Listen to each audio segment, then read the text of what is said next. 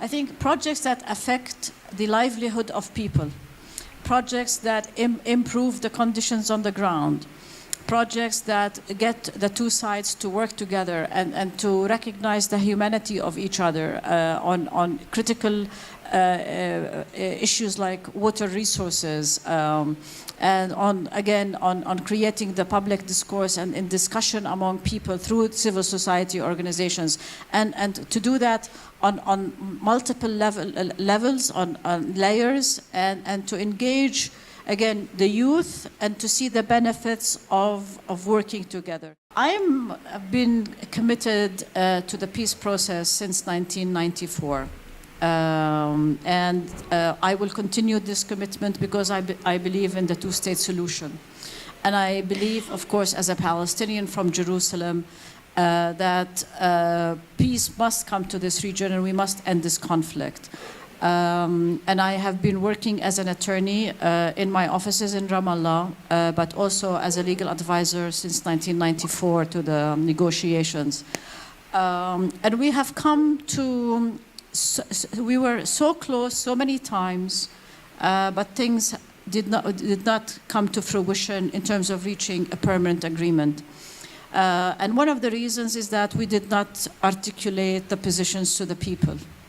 So I think serving on the board of MEPA, and I'm very, of course, appreciative to the nomination by Congressman Meeks of New York to serve on this board with my distinguished colleagues and under the chairmanship of George Salem. It's a wonderful opportunity and it's a historic opportunity as well. So in that respect, this is why I accepted this nomination and the position on the advisory board. I think we have a lot of work to do and we can contribute to improving the situation, and with the support of all MEP, the people-to-people, the civil society are very critical elements of any peace-building effort. And in that respect, I appreciate having you all here, and thank you for the opportunity as well. Thank you so much. And I wanted to announce before we really kick off is that we would like to get some questions from the audience if time permits. So I'm pointing out Mikael over here who has some note cards for those of you who want to ask questions of our two panelists. So my next question for you is, informing the audience here that last month, the MEPA Advisory Board held its first inaugural meeting. And that was an opportunity where you got to speak directly to Administrator Power and the rest of the board about what your priorities were for MEPA. So can you share with us some of the highlights and conclusions from that board meeting from your perspective? And Ms. Husseini, I think we'll start with you first. Again, it was a critical starting point in terms of creating programs and projects that include both Israelis and Palestinians. And in that respect, it is to further ultimately the goal of MEPA and this, with the advocacy and the policy programs that all MEP has been driving towards, which is, again, getting Israelis and Palestinians to work together to advance the peace process and to reach the two-state solution. And in that respect, we made some progress at that level. Great. Thank you. I want to highlight some of the points that were brought up at that first meeting. So one was about that MEPA can help raise the profile of all of our organizations. And if Bennett and Abbas were to walk through that door right now with an agreement, it probably wouldn't hold. The ground hasn't been tilled, the people aren't ready. People need to see our work to realize what's possible, to see the other alternative that's out there, and so it strengthens that aspect of Israeli and Palestinian society, which then allows for the political leaders to see, I have support to make the really difficult decisions I need to do, and we know that the pushback is going to be brutal. So we need to strengthen those who will support this. So for those three reasons, raising our profile, which MEPA can do, is critical if we're going to go forward. Another point that was brought up is scaling up the organizations, so we have more impact and more visibility, but included with that is working with the smaller organizations and bringing them up to places where they can be and have more impact.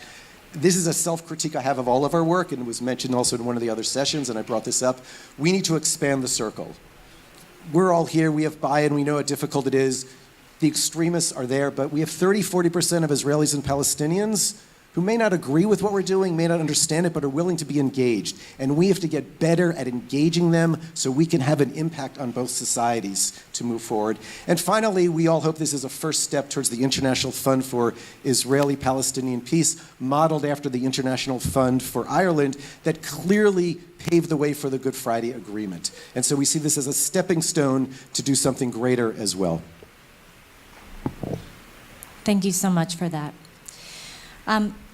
So I wanted to ask each of you, you've taken on this big role at this historic moment, and I want to know a little bit about what is your hope for the fund? What would you like to see this collective investment accomplish in the next 5 years?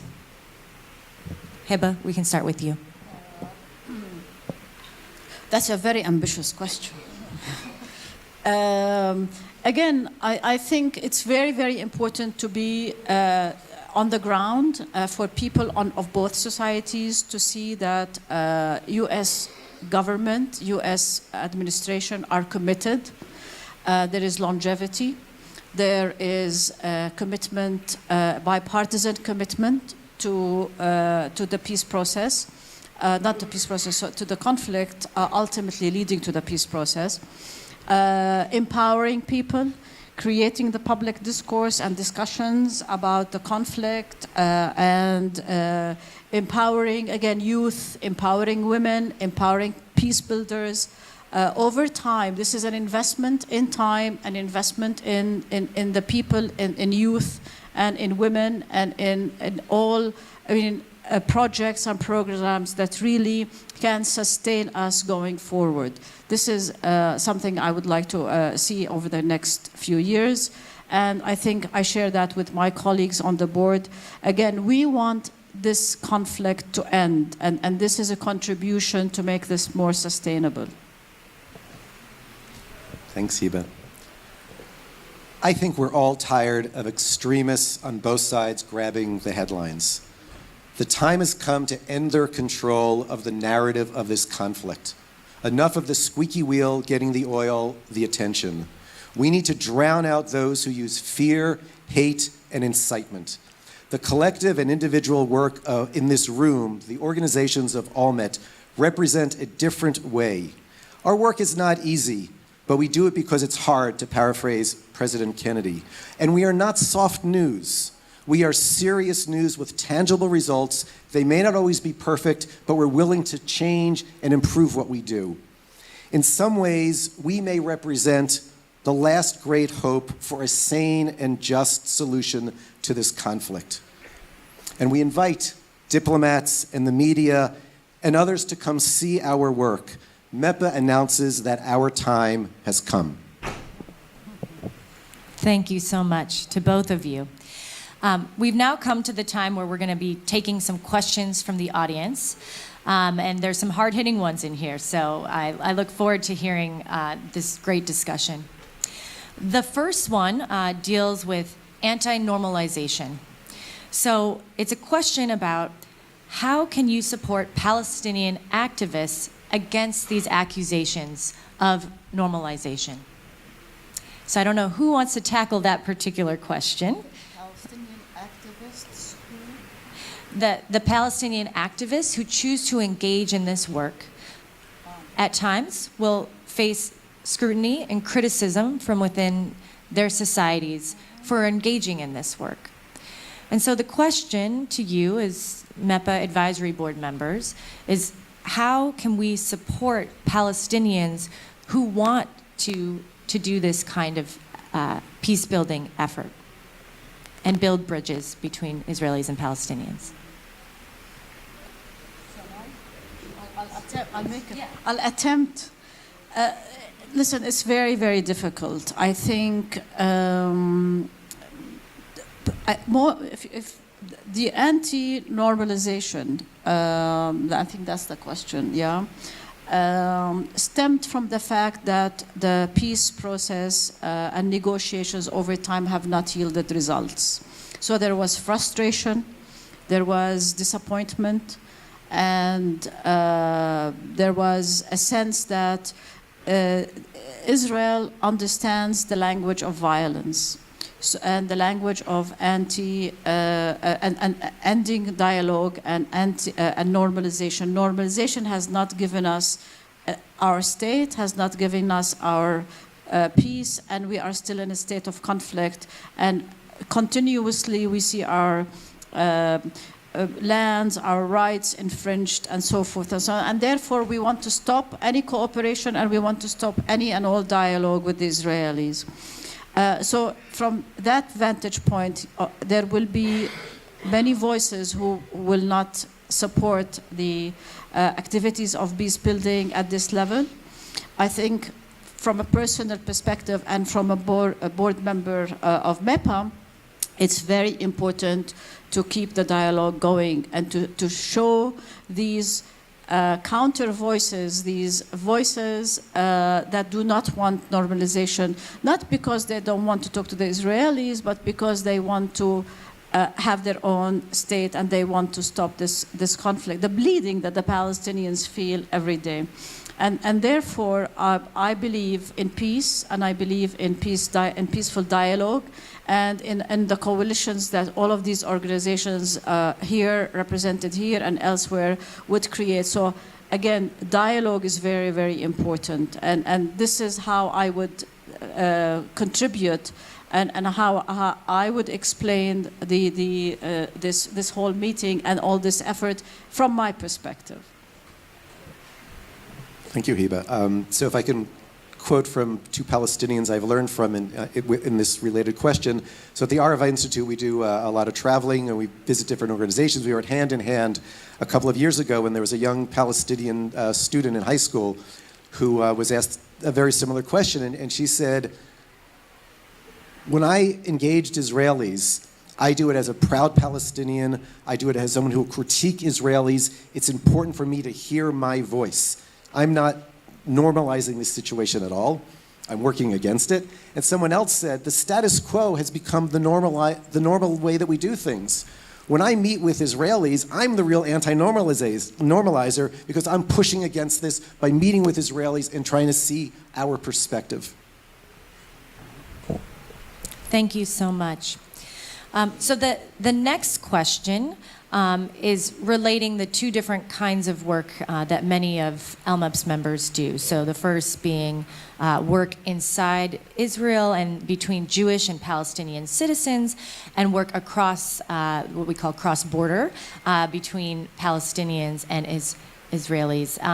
And so the question is, how do these two shared society and cross-border work, how do you see them both contributing to peace? And how can they help one another? How can the shared society groups and the work on that side contribute to peace on the cross-border issue?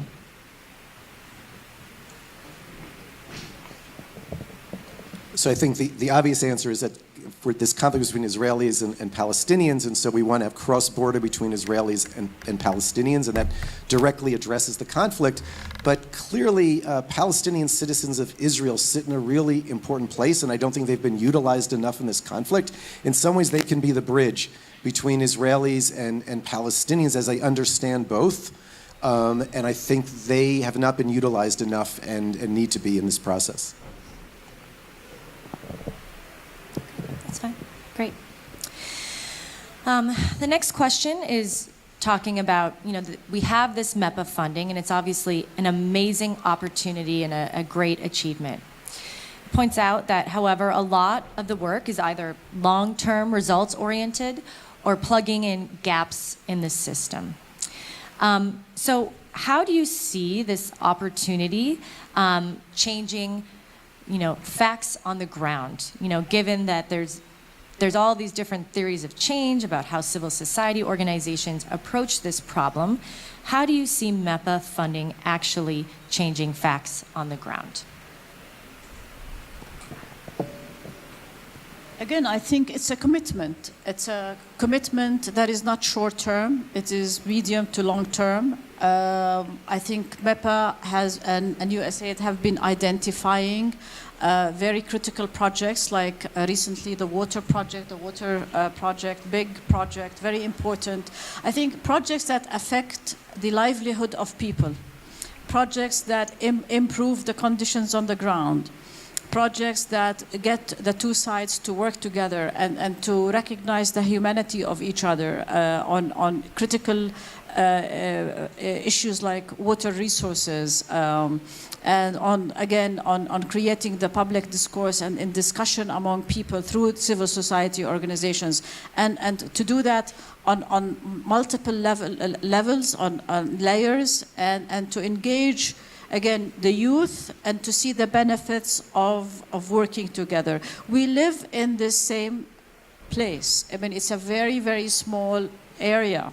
Israel and Palestine are in a very, very tight environment, and we share the environment, we share the air, and it's very important to continue working together. I think this is what this MEPA fund is really aiming to do, is find common grounds. So in order to sustain the development and sustain the opportunity for peace building. Excellent. So the next question is asking an important question, which is, how can MEPA incentivize applications to bring in non-traditional actors into this work, especially in Palestinian society?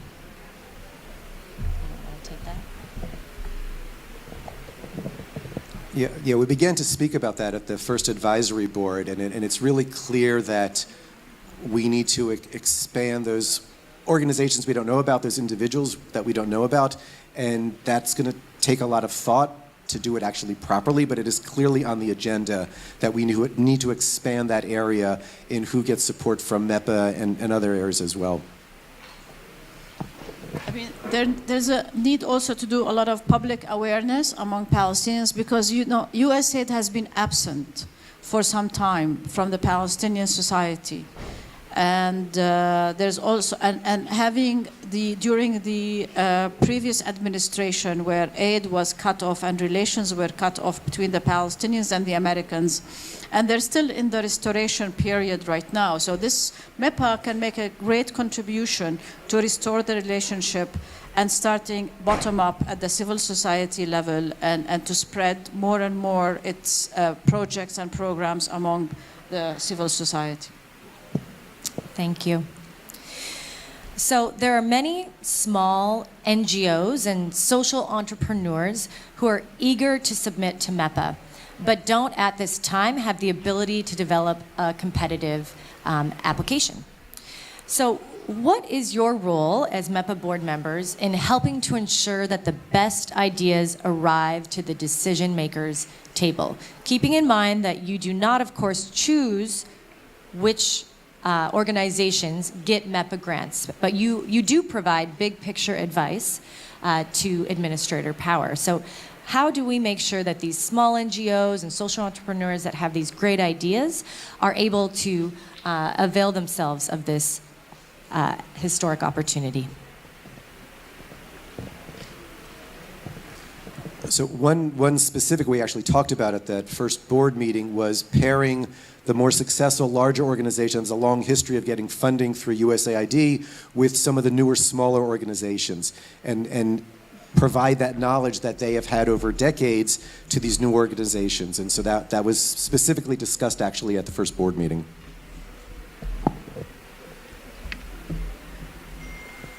Okay. Another great question. So, as most of you will be aware, there is two components to MEPA. There's the civil society people-to-people programs, and there's also an economic development component. So this question from the audience was, can you talk a little bit about how the funding will be distributed? How much will go to people-to-people work as opposed to economic development?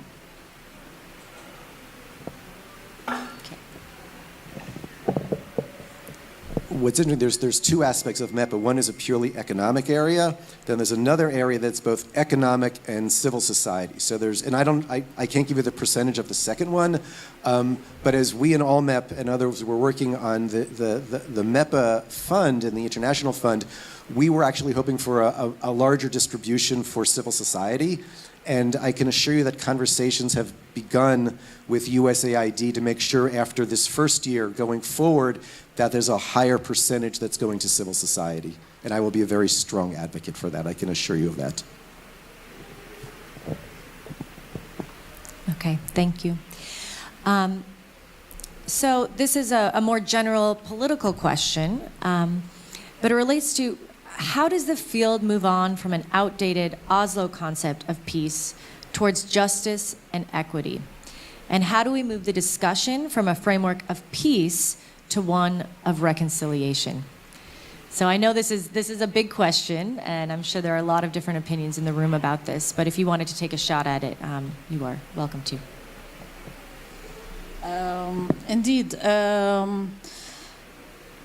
think we've all discussed the fact that Oslo and the paradigm under the Oslo Accords has not been able to achieve the peace that we both desire.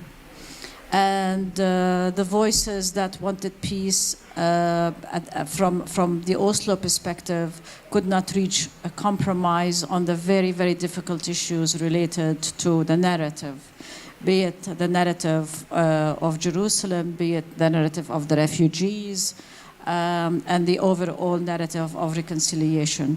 I think there's a recognition now that starting a dialogue on narrative and starting a dialogue on reconciliation has to be part and parcel of any negotiated settlement.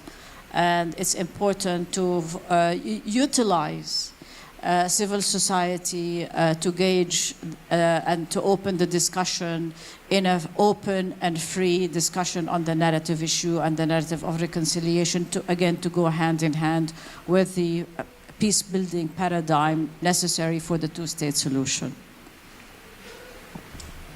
Yeah, I think in many ways, because of the disappointments, post-Oslo, the word peace has become a dirty word in both societies and cultures. And I think we need to reframe that when a peace agreement is signed, it doesn't mean the conflict goes away. It doesn't mean that the animosity automatically goes away. It just means we've reached a new chapter and a new stage that allows us to do that really, really important work. And I'll use the Good Friday Agreement in Ireland. The conflict there is not over. It still simmers along, at times a little hotter, times a little colder. There's still work to do, and that's okay. In northern Italy, the Tyrol was given to Italy after World War I, a German-speaking area of Italy. Not that long ago, Italy had to sign a whole agreement on that whole area of giving the German-speaking Italians more rights. So we need to get away from this narrative. Peace is the magic pill that's going to end it all. Peace gets us to the real important stage where we can really work on going forward. It's not the end point. It's a station along the way. Great. I'm going to take two more questions because we don't want to keep you from lunch. But I think this is a really, really good question and an important one, and something that you two have a unique role to play as two board members who are currently living in the region. So recognizing the inherently US-based efforts of MEPA and USAID, how do you both foresee working to make sure that the efforts are what Palestinians and Israelis actually want and need for true, sustainable, positive peace?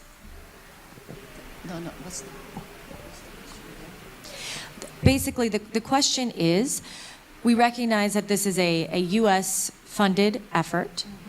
We have advisory board members who have a variety of experiences, and the two of you are unique in that you are both currently living in the region. So how are you going to make sure that the voices of Israelis and Palestinians are heard through your roles on the advisory board? That's the question.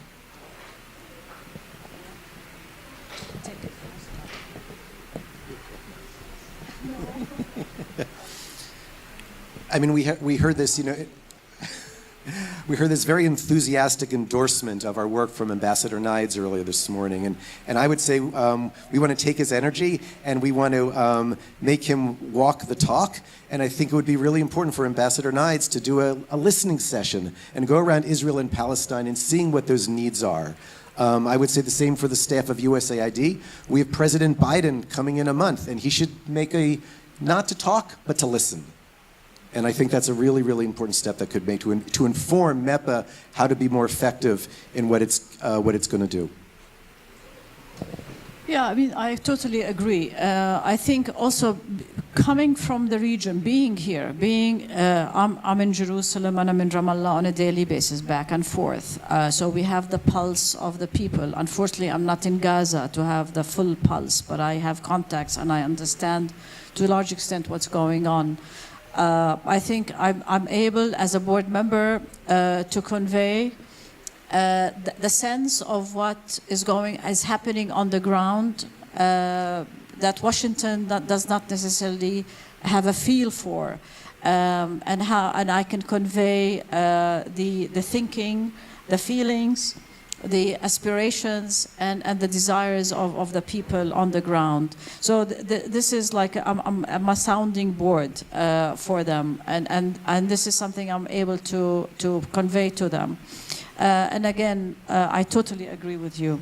I applaud the efforts of the ambassador to visit the Jerusalem hospitals, for example, but I also encourage them to visit the schools also in Jerusalem and to understand the issues and the dilemmas of the Jerusalem schools, be it the private schools or the municipal schools, because they create a whole different sense of relationships.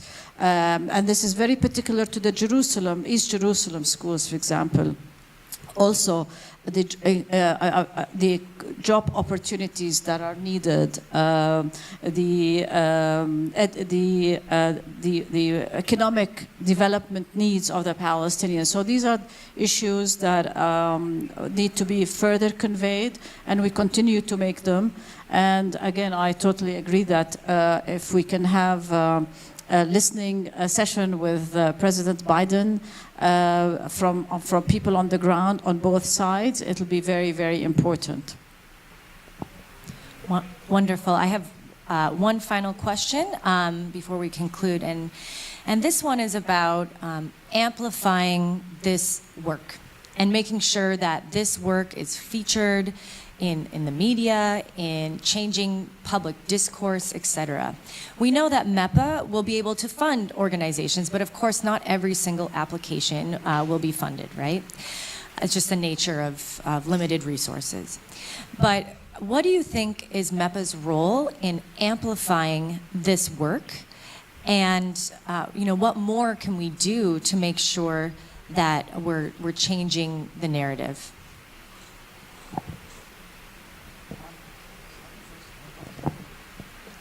There's the adage, if a tree fell in a forest and no one heard it, did it really fall, right? And that's kind of sometimes I feel about our work. We're doing a lot of work and nobody knows about it. And so I think MEPA can help amplify, can help us learn how to sing louder, but also I think MEPA can be really instrumental, particularly when the president comes, when members of Congress come, to talk also to the media. And as I said earlier, we are not soft news. We are serious news with a real alternative of what this place can be about, and it's time we're taken more seriously and followed more directly. I think it's very important from, again, a Palestinian perspective for USAID and MEPA to demonstrate that there's a shift and a change and a potential for a real change on the ground. I think people are eager for a change on the ground. And by public awareness campaigns or programs through civil society organizations that can apply for these kinds of grants, to change the narrative, to change the discourse, and to create again the belief that U.S. Is committed to peace building. The U.S. is committed to starting the conversation again on the peace between the Israelis and the Palestinians to end this conflict. Just like the ambassador mentioned this morning, it's very, very important to maintain the commitment to the two-state solution and not to give up hope. I don't think either Israelis or Palestinians by majority want a one-state solution. I don't think this will achieve our aspiration as two people living in the same land.